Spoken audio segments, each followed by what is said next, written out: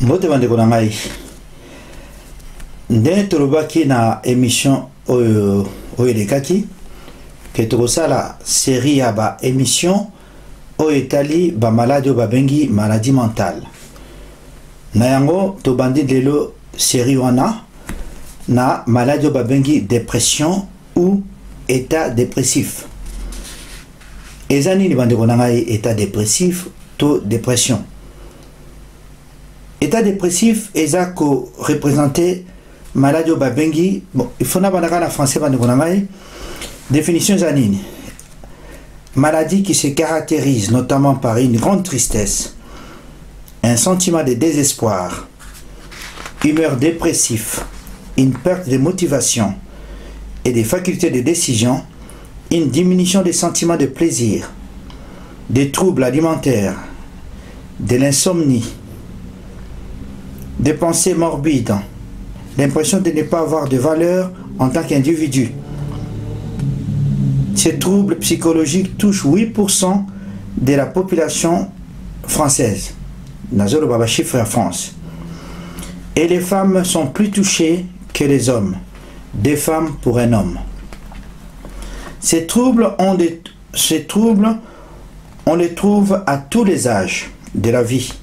Enfants, adultes et personnes âgées, toute culture confondue. Ok, définition en wana. Dépression est une maladie ozozo mutu, ozo pesa mutu bolembu, dévalorisation, culpabilité. Na yango bande konanga yomoni définition za moi générale. Mais boye bakake dépression et ça la partie à la maladie au babengi psychiatrique. Nayango bandeko, selon intensité à la dépression, bazo qualifié yango. Il y a des dépressions sous bazo bengo légère, il y a des dépressions sous bazo bengo modéré, et puis il y a des dépressions sous bazo bengo majeure, aux aggraves. Donc, dépression est une maladie de à penser. Dépression est une maladie de à mécanisme. Na comportement. Mais les autres, c'est répercuté dans les autres. Donc, dans les autres, c'est que s'exprimer dans le modèle est belé. Batumususu, bazo s'exprimer dans la douleur dans le Congo. Batumususu, bana douleur dans le Libou. Batumususu, bana o babengi maux de tête. Passe na mutu. Bamsou bazar na infection. Bamsou bazo mon système immunitaire na bango ya défense et kiti. Cause la triste bande konangai ce qui opère de mutu to de kwa kufi, maman kufi, papa kufi. Cause la mawa o babeni tristesse est normal. Mais mawa na ce qui les qui n'est pas 1 mois, 2 mois et elles sont normalité, il faut que nous consulter. Pour ceux qui passent wana to likambwane kwelio et comment zongelo nyoso eza sur normalité. Il y a un débat de coco définir tout ça l'émission en dépression et ça moi compliqué moi pas si pour nakope sabino ba signe nakope sabino oyo bakanisi na ba chercheur kezali origine oyo pe bakanisi keza ba cause to ko ba peine traitement. Mais batumsu bako vivre dans dépression bambula na bambula mutumoko taibaka. Siko bandeko origine ya dépression ezanini. Bazako cha origine ya dépression na expérience ya bomwana.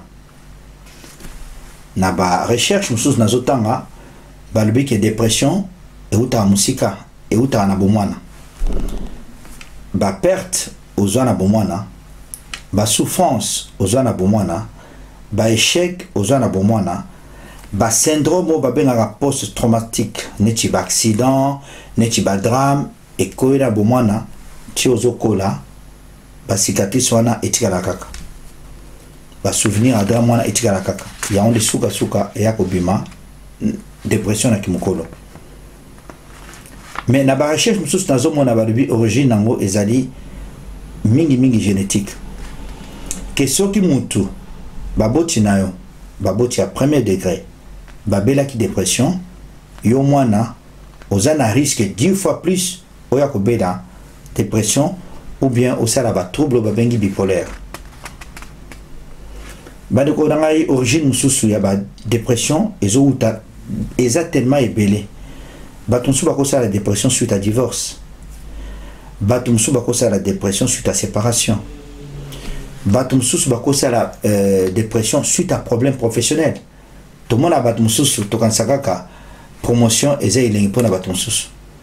Toi ba collègue mususu wa soli ba commissaire moi mokonzi toi moi promotion à sa dépression. Batumsu soka vanda place na yata ba 10-15 ans soka déménager à sa dépression. Donc au monde est multifactoriel de baloba. Stress à répétition bandekonangai et comme m'appelle dépression. Ba surménage, manque à sommeil, perturbation et rythme nayo. Et puis biologiquement ce qu'on a la faiblesse biologique et ba carence musu ce comme la dépression. Si ko bandeko ba facteur favorisant dépression zanine. Na ebisibino ezokipe acheter. Mais ba jeune bazo sala dépression, ba na mike bazo sala dépression. Ba mikolo bazo sala dépression, ba koko pe bazo sala dépression. Si ko association ba trouble wana nyonso nde ezo fragiliser sumutu. Soka bakisi komela likaya makasi neti ba cannabis, soka bakisi alcoolisme. Nde eya ko bakisa lisusu ba facteur mususu. Dépression bandeko nangai eza ko apparaître na période moko mulai po ezani no fait dépression ezali lutte ya yo na yo moko na éviter ça pour comprendre ngai. Donc dépression ezali lutte ozo misala yo moko, c'est-à-dire que ozani image mo boyo ozo mipesa siko soki ozo kokokisa image ozo mipesa wana te okoko ya pena dépression. Donc image ya bien ozo mipesa ya yo ce qui continue à couper ces images en athée, pourquoi la dépression, c'est-à-dire que l'image est comme un décalage entre image aux okanisana et image à solo, et comme développer dépression. Toujours qu'il y a des malais de konangai, objectif est d'aka moko, beaucoup à comprendre, après beaucoup à expliquer, pour ce qu'on comprendre, ou expliquer mutu, ou gagner déjà battu. Au PC déjà prévention et loko objectif motif et émission na biso yangwana ezakaka au transmettre comme ça tout kokoyeba grand public ba koyeba makambu comme ça boyeba ndeni ni soki problème ezali na entourage nayo ndeni ni oko réagir. Prévalence. Organisation mondiale de la santé a le biboy ba maladie yo na 2020 années prochaines oyo kotungisa mokili mingi ezali dépression. Pona nini? Dépression ekokoma année prochaine la deuxième cause d'invalidité à travers le monde après les troubles cardiovasculaires. La dépression bandekonanga peut survenir ekoya à tout âge na yebisibino bana bazo salango ba adolescent bazo salango bakoko bazo salango. Mais pourquoi OMS c'est lobby que l'année prochaine, dépression et coma, maladie, et coma, deuxième maladie, il y a invalidation. Pour à partir de dépression, au salam salate. Vous comprenez dans mon air, tu comprends un signe, moko, pour tous les critères 9, ceux qui sur 9 critères, aux 5, c'est que vous avez la dépression, moko, il y a mon nene. Si vous avez cause de dépression et zanine. Tilelo bayebi cause avec précision. Tous en a hypothèse et belé. Na autant et la bino.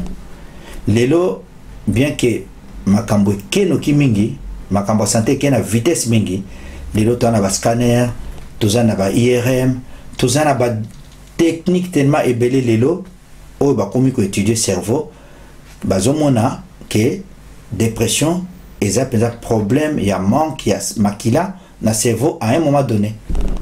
On a expliqué bien. Maladie de dépression et ça complexe, plusieurs facteurs rentrent en jeu. Makambo ya hérédité na ibisibino que ceux qui baboti babela ozo risquer 10 fois plus yo pour kobela. Et puis biologie ngolo banini tozala ba carence mosusu na makila to na fonctionnement ya nzoto ozo sala ke to kobela pe dépression to komona ba événement ya vie bande kona ngende na ibisibino et comme la dépression, tout ça n'a pas cause. Environnement, milieu, tout ça et comme la dépression, bateau bazo vanda place à marquer des bas circulation, banine, bah ça la dépression. Pourquoi tu me souviens pas marquer dans la tête? Bah habitude y a vie bande comme la dépression, stress et comme la dépression, précarité et comme la dépression, alcool, likaya makasi et comme la dépression, nuisance. On a vu la nuisance sonore, et comme la dépression. Bon, on a pour la génétique qui est antécédent familial. Biologie, il y a déficit, il y a déséquilibre au niveau du cerveau, au niveau il y a des neurotransmetteurs, comme sérotonine. On a expliqué après. Si vous avez des cotomoni, cause, il y a dépression. Si vous tous en a différentes formes de dépression. La dépression est un modèle révélé. Dépression est le trouble dépressif majeur. Ils sont caractérisés dans un ou plusieurs épisodes dépressifs. Humeur dépressive ou une perte d'intérêt pendant au moins 2 semaines. C'est-à-dire que si vous vendez pendant 2 semaines, on est sur le matin. Aux ana humeur dépressive, c'est-à-dire que tristesse moko boye.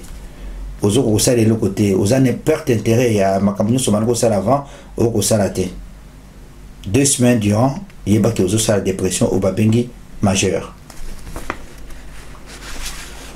Tous ana oyami balé, toujours n'a pas différentes formes de dépression. Toi na au babengi trouble dysthymique, dysfonctionnement. Et timide et sa humeur. Trouble en les années, les actes se caractérisés dans humeur dépressive pendant 2 ans. Moutou bovanda kanae, pas tristesse c'est la kanae, abimara de sous-souté, mais comme melati 2 ans. Mais elle quoi que la psycho par rapport à la critère, au moins que non, à ça la dépression.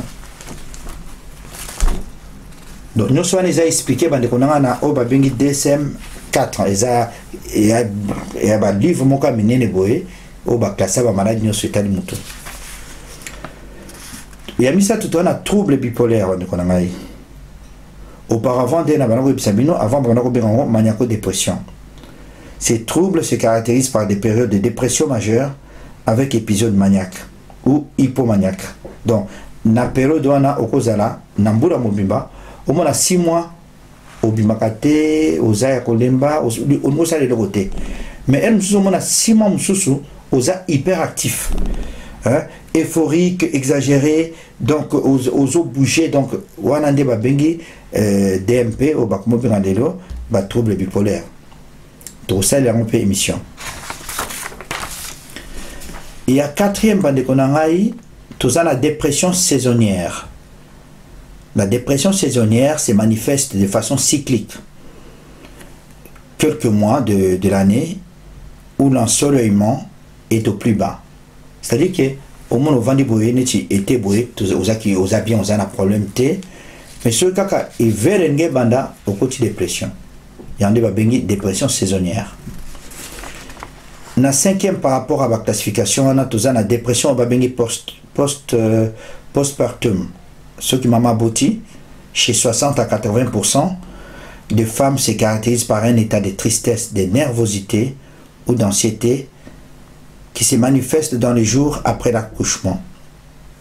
Quelques jours sur maman autobota, au moins un sentiment morobo ya mawa et côté lié, ou bien nervosité ou bien anxiété. Sikoyo dépression est ici la normalement par le babenga kango baby blues et ici la moko et où melaka 1 à 15 jours on appelle sili mais zorabas n'y sauté ndena bisibine zorabas 60 à 80%. En général mama azana humeur moko négative désordre wana ezonga en place ya moko et pas bassi 8 sur donc et pas ya bassi 8 sur 10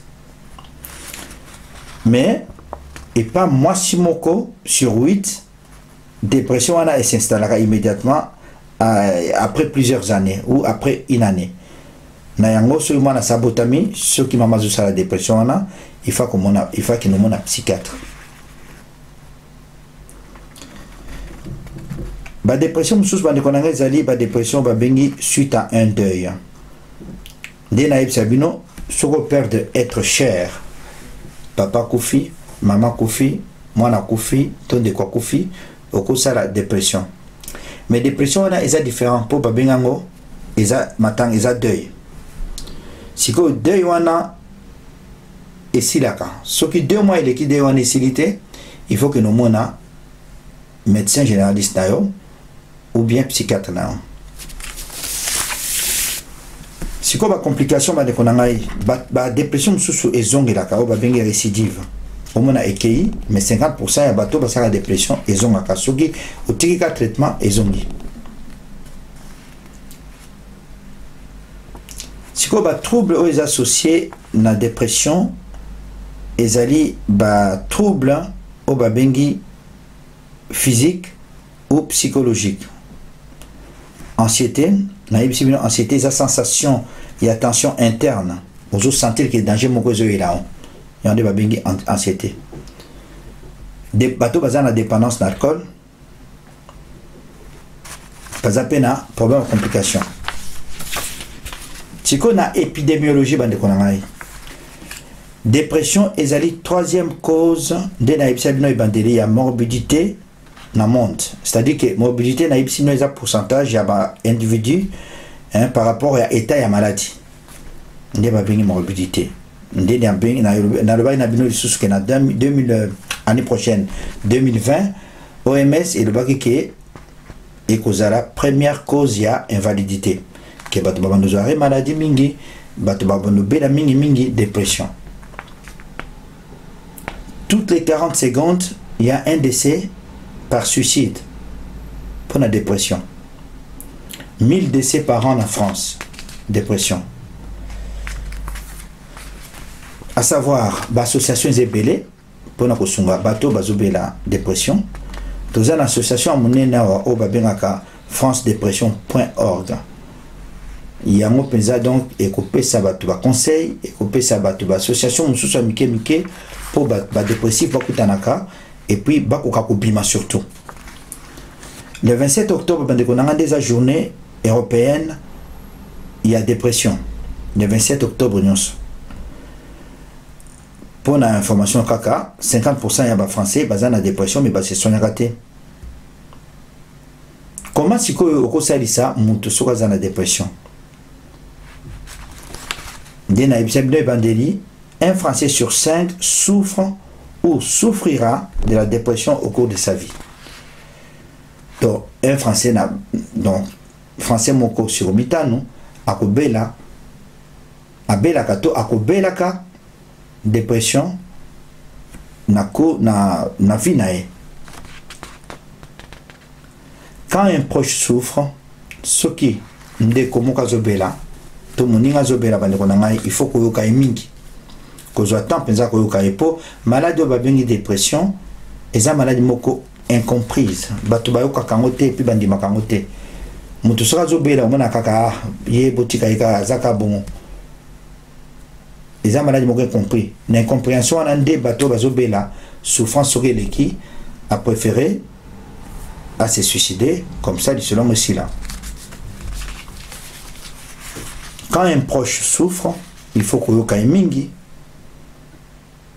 Et puis koyoka ngolo bate que kokota na folie na eto na dépression na koyoka iza ko stimuler oyoki mingi mais au stimuler au PC makasi par exemple abimakate tokobana ba signe abimakate il faut obimisaka ye ko insister ka abima avko na journée mombate bana mike ba jeune adolescent to bazo bana dépression au moins na muto akoti na chambre na ye avant di journée mo na chambre na ye munde ya kopelate fenêtre ya kokangama akova na journée mobimba 2-3 jours akitaka kale amati aller à la chambre naïe donc il cause à la paix de la dépression donc musana biso ba parents il faut qu'on stimuler ko yokaye et puis qu'on stimuler mutu hein qu'on stimuler que non il faut bouger si ko bande ko ngai au monique les mission moko spéciale toujours que moi moulaye pour compréhension elle a vraiment 100%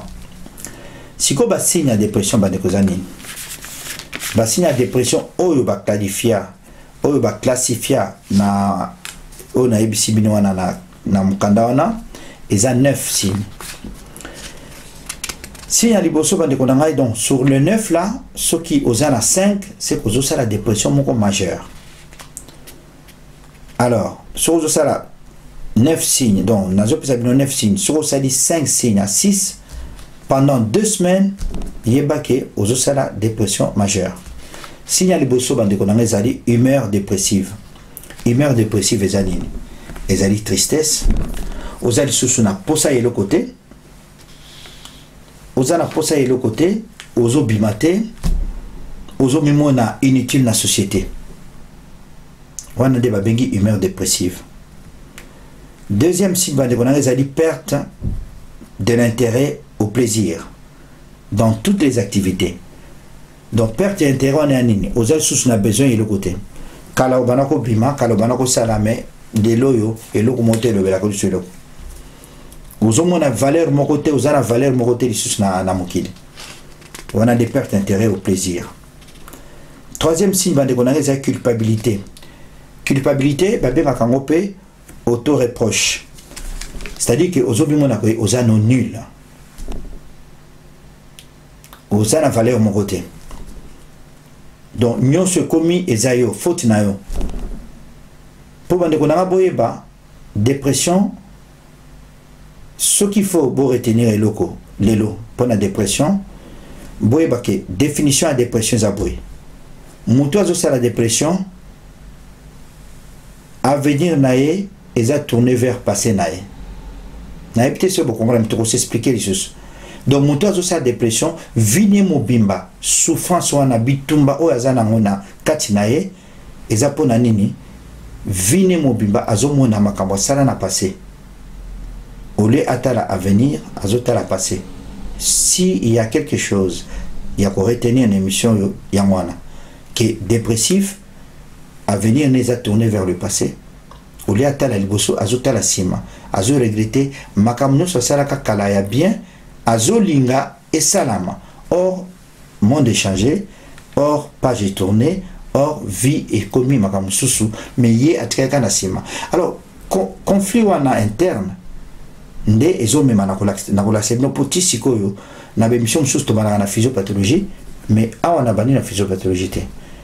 Nde na ko expliquer bino beaucoup mona que conflit wana interne, nde ezo faire souffrir cerveau, ti carence et salami ti et kokomake muto a s'épuiser épuisement on a de babeni dépression nazo anticiper nazo mélanger pour psychiatrie et en de mon côté na ba cours suto salaka psychiatrie au moni na bandi ne bandeli ou bien na bandi na suka na se mélanger mais toujours se retrouver.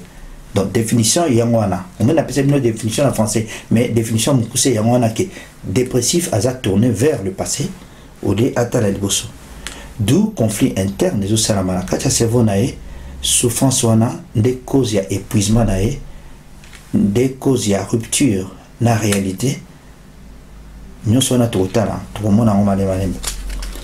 Donc je reviens à ce quatrième signe wana na banako par rapport à culpabilité. Si ko quatrième signe ezali insomnie to hypersomnie ezani bande ko ngai bande ko mususu soit dans la dépression à la pongité pongi soit dépression ezaka nini o lali bien na ba 3h 4h pour nesili ce qui est kanao ils a signé dépression siko hypersomnie siko yo ezake banda kotaki no na chambre lali mais kola la ngoza ya malonga te po ezali sommeil récupérateur te sommeil wana ezako tungisuka ka po affronter réalité te mais ça sommeil te autoluka ke to récupérer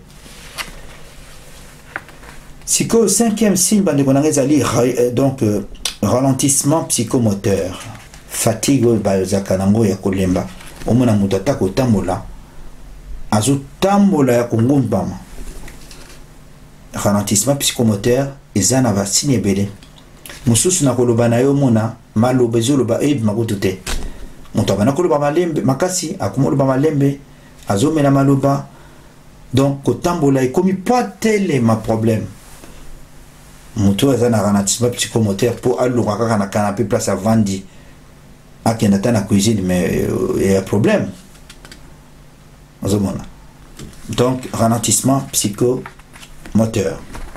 Sixième signe bande konanga ezali diminution et attention wana ezali mingi pa bana difficulté ya concentration mwana ko se concentrer te omona classe ya makamba classe ya moyo mais omona banda simbi to mkolo mwana to mkolo banda simbi concentration zate azotanga makambo zokanisa azotanga mais azokan dans eloko ezokota te ya wande babengi difficulté ya concentration.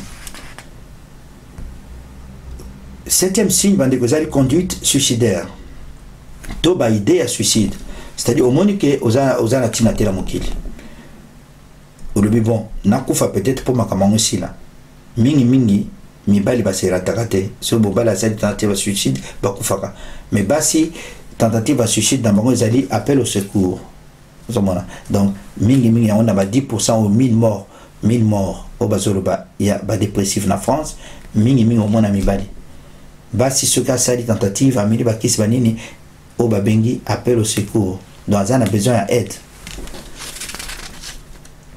Si nous sommes dans les troubles de comportement alimentaire, ils anorexie. Anorexie, ils manque d'appétit. Batum sous ce boulimie ou qui est lié à psymasanzi. Mais ce qu'on a trouble, na comportement et trouble alimentaire, tout le monde a des phénomènes. Mutum sous azokonda, mais bamsous va y ramener. Voilà bande konanga ba signe so ou ya dépression ngwana. Il y en a ibisibino du sousou, s'il faut quelque chose, s'il faut retenir quelque chose, voyez bah que dépressif, son avenir est tourné vers le passé. Azali attaché na passé. Donc alingo reproduit passé nae, or makambo changer. D'où projet wana, d'où souffrance wana, et zo memelaye, conflit interne. Donc, comment s'en sortir? Parce que sur ça, les dépressions, pour s'en sortir, il faut déjà identifier le problème. Il faut identifier c'est contre quoi vous luttez. Et là, on est aux obundana. Pour dépression, ils ont lié énergie makasi.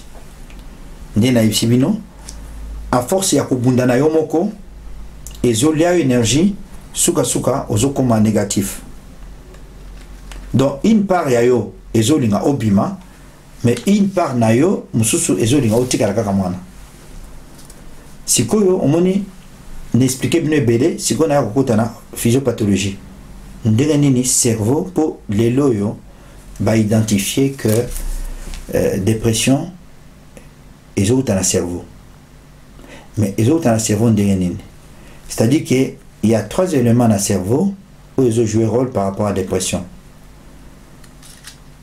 Donc il faut expliquer bien que mon toit dépressif, Azan a peur, il y a quoi agir. Donc peur, il y a quoi agir, on est une donc Azo mon temps au mouké, Azo il bandinga confronté tant on a été. Si quoi ils ont pesé nae. On arrive à la dépression après une période de stress où on n'a pas réussi à se battre ou à s'enfuir. On lutte contre soi-même. C'est-à-dire que la dépression la dépression après période moulaï il y a stress. Stress c'est années bande qu'on a na émission sous stress et capacité aux autres n'habitués à nango et s'adapter à la situation. Ceux qui ont habitué à s'adapter à la situation, stress est long. Mais ceux qui ont habitué à s'adapter à la situation, nous sommes à Mokili. Il y a un débat le bien. Donc, nous osons lutter, osons se battre. Tout ça là-bas, hormones, tout le monde, osons permettre de se battre ou bien tout kima. Soit on est danger ou affronter yango ou kimi yango. Mais si vous avez un kima danger ou bien affronter yango te, il y a un demi stress. Et comme si vous stress, on a un conflit interne na yomoko, osons lutter contre yomoko. Il y a un des énergie, ti et l'émission. Sur l'émission, au quoi il y a dépression. Alors, la physiopathologie. Donc, la dépression, c'est une maladie psychiatrique la plus fréquente, avec 8% en France. C'est une maladie incomprise des naïfs civils. Alors, comment s'est construite la dépression? Donc, comment ils ont se construit? Nazongi disusu namakam naïb sabino, car nebalobaka, la répétition est la mère des sciences.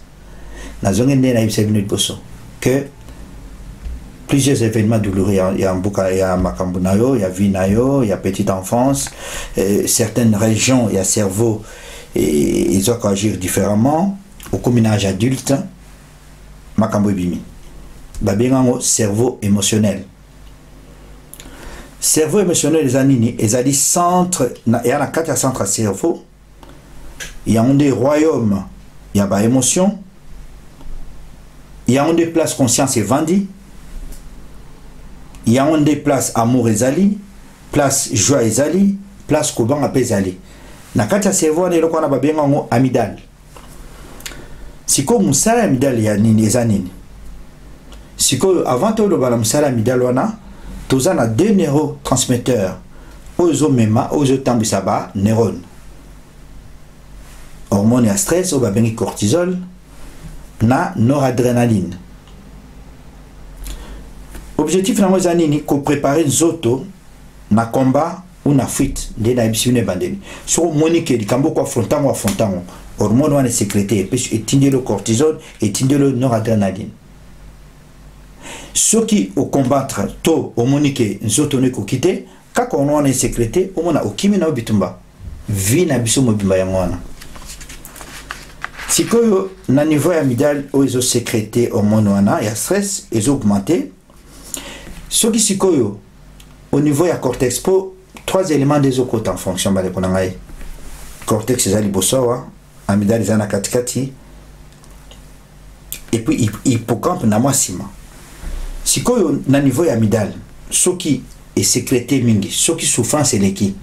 Ezo sécrété na niveau ya front au tozana cortex mote kufi et s'éteindre. Ils ont ça le soumoussa na moté. Si quoi amygdale tellement est sécrété peu mingi, il y a un peu moussala tellement bitumba on a ibisino interne, ni conflit interne on est de qui, hippocampe peu ils ont ça le soumoussa na moté. Donc les 3 éléments nous sont comme un déficit. Il y a un dessous bah ça prise de sang, bah ça dosage. Au comment que cortisone et zayakokita, hormone monsieur zayakokita, d'où souffrance wana de et même dépression. Na ibisibino ba biloko misato. Nazo répéter kali kamute. Cortex, amygdale na hippocampe. 3 éléments en ande ekotaka na dépression. Cerveau, ce qui perd de contrôle na niveau ya cortex et se débrancher. Sikoyo amygdale yango pe musala nango ezali ko tindela information na hippocampe.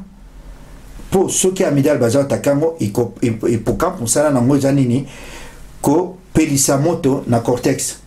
Cortex c'est musala nango etindeli amygdale c'est musala nango etindeli hippocampe. Siko soki danger eleki wana zo ibsamino soki zo fonctionner normalement. Siko soki danger wana eleki hippocampe ezongeli musala nango ebomi moto ya cortex amygdale et bani ko sécréter normalement et hippocampe et bani ko sala musala nango extrêmement compliqué na yango nde bandeko hormone ya stress et pesi hormone mingi et soukaka na ko se détruire et bomi ba neurone na niveau ya hippocampe siko siège à raisonnement hippocampe wana des sièges à raisonnement ce qui yango ekufi la personne déprimée aza coupé na moitié na emoko nde akoti na dépression. Donc en bref, dépression na niveau ya cerveau ezali baisse ya débit sanguin. Voilà. O nyonso na bakana ba blabla elingo lo bakana mukuse ke problème ya dépression ezali makila ezokoma mingi lisusu te na bisika misato wana. Na tango ezokoma lisusu na bisika misato wana te oxygène ezamuke ba nutriments ezamuke yonde esali ke mutabe la dépression. Siko balobaka na mukuse siko ke carence wana nde ezomema mutu la dépression. Donc na yango bandeko na ngai à partir wana ba hormones ozo nourrir mingi sérotonine po sérotonine musala ngoza ko réguler humeur. Après chez les dépressifs c'est taux est trop bas. La prise de sang ba mona kaketo ezaba pona nini makilizo kuma ndenge elongo banité. Dopamine bandeko na ngai eza associé na ba plaisir na désir yango pe ekitaka. Endorphine tozana hormone mususu le fait ya ko bouger yango ezomati sa sécrétion d'endorphine dans le cerveau ezokomisa biso euphorisant yango pe eza kokita na yango nde sport eza conseillé mingi pour sozo sala sport ata 30 minutes ya sport hormone wana endorphine eza ko sécréter mingi koleka kutu kisi yango nde eza équivalent ya 30% dans débit sanguin de na ibisibino 30% ya débit sanguin na oxygène sur kiti. Or sozo sali sport à partir à sport ezali tozomela antidépresseur. Donc bref nena ibisibino dépression par rapport ya cerveau ezali anomalie biologique ezali anomalie au niveau ya cerveau ezali anomalie émotionnelle. Siko bandeko na ngai physiopathologie ya mwana. Donc s'il y a des yama comme bala ko retenir que dépressif aza tourné vers le passé. Deuxième problème est que dépressif sur la dépression ezali niveau ya cerveau makilizo matamingité na bisika misato na ibisino cortex hippocampe na amygdale. Et puis troisième chose est que mutu fa bouger 30 minutes par jour ya sport eza komatisa oxygène na cerveau makila na cerveau na mutu azo sala pe dépression. Si vous avez un traitement de dépression, traitement de dépression, il y a un modèle belé. Ils ont recommandé que ceux qui ont dépression, il y a le bosso. Dépression, au babengi épisode dépressif léger. Comme la qui cité. Comme un antidépresseur T, il faut que moi un psychiatre, un psychologue. Pour akosala na yo série moko au babengi entretien, au babengi psychothérapie. Psychothérapie ezali que série à entretien professionnel pour comprendre à favoriser changement ou ya fonctionnement na yo cognitif et à niveau mutu fonctionnement na yo émotionnel fonctionnement na yo comportemental musala ya psychologue to psychiatre yango wana première intention ezali bandeko na ngai psychothérapie ce qui ezali dépression ya liboso. Si comme on dit épisode dépressif majeur, si on se retrouve dans 6 signes, na on ou bien sévère, si on se retrouve dans 8 signes, 6 signes du sous na ba signe on apesibino, ou anande, il faut qu'on ait un traitement antidépresseur plus psychothérapie. Donc antidépresseur eza ko salisa amygdale on a ebisibino au cerveau pour essayer de calmer et changer d'activité à cerveau émotionnel. Sur le cas de traitement, on a rechute. 30 minutes d'exercice physique, 3 fois par semaine, a le même effet qu'un antidépresseur. Selon études de Hanakaka, il semble que de nouveaux neurones se forment en remplissant la mission en remplissant leur mission et la connexion ya ba neurone ba bengi synapse. Siko bandeko soki neti dépression au médikisi ezosilaté ozosala sport ezosilaté, il faut que mon psychiatre net sur aucun mon psychologue après au moins médecin traitant non, mais et que bien aucun net na ba centre to zana ngora ba bengi centre médico psychiatrique aux vraiment rendez-vous na psychiatre pour na suivi ba psychiatre nde bazana droit il y a quoi associé ba médicament msusu à part antidépresseur psychiatre ba en expérience ba ebi ndenga quoi associé ba molécule msusu. Traitement msusu ba ndeko na za méditation. Méditation au bazo sala ba bezo favoriser sentiment ya optimisme au détriment ya ba émotion négative ba idée noire. Traitement ba ndeko na est efficace à 67%. Traitement antidépresseur. C'est quoi conseil ba ndeko na pour s'en sortir? Il y a dépression. Pour s'en sortir de la dépression, il faut y avoir comme possible quelques questions. Au babengi autodiagnostic. Il faut mituna. Est-ce que nazo za plaisir na vie na ngai na makambo nazo sala? Il faut mituna, il faut mituna kamwana. Deuxième question, il faut mituna. Est-ce qu'il y a des makambo où ils a contrarié ngai? Est-ce qu'il y a des makambo sur nazo sala nazo naza leste? Est-ce que makambo na ngai pensée na ngai makanisi na ngai ils ont tourné vers l'avenir? Est-ce que naza na ba projet ou nazo kansaka makambo na sala kala? Nazo kansaka passer na ngai.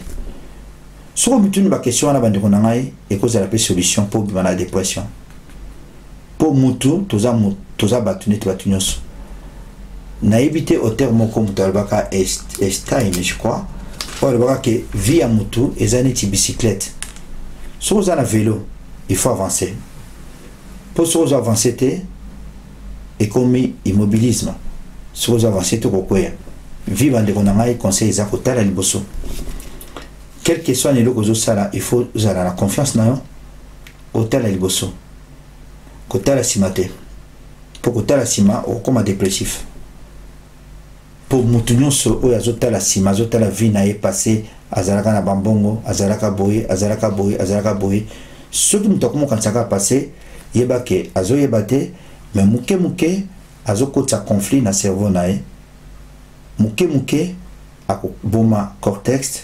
Lumière à cortex, après mouke amygdale et cause en carence il y a sérotonine, vous allez hormones nos services humeur, mouke à la dépression. Voilà bande qu'on a émission liboso to sali pour la psychiatrie. Toko ça la schizophrénie, toko ça la bipolaire, toko ça la état limite, toko ça la paranoïa, toko ça la émission ebele. Série Oyo il y a psychiatrie. Voilà bande qu'on a quand les mamans n'ont pas de na kitete là. Papa dembaki de kama nyamase. Zoto kolongono et l'équilo sur nyamanambis. Merci na écoute nabino. Nzambe azala biso. Merci.